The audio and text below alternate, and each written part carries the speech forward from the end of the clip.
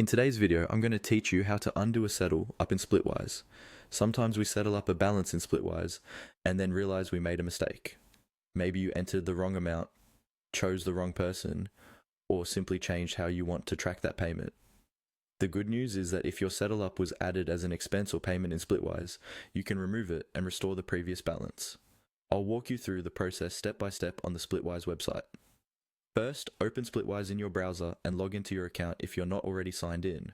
Once you're on your dashboard, look for the section labeled Recent Activity. This is usually on the main page when you log in. Go ahead and click on Recent Activity. This page shows a chronological list of everything that has happened on your account.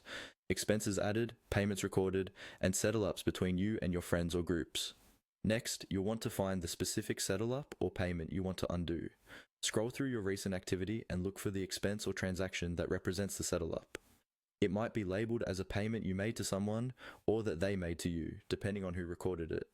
Take your time here to make sure you're selecting the correct item, especially if there are multiple payments of similar amounts. Once you've found the correct expense, click on it to open the details. This will usually pop up a small window or panel on the side showing who paid whom, the amount, and the date.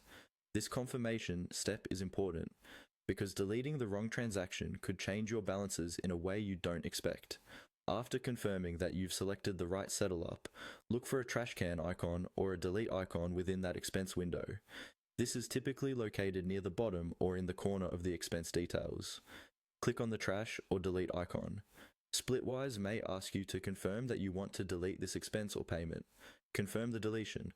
Once you do this, Splitwise will remove that settle up entry and your balances will automatically update to what they were before that transaction was recorded.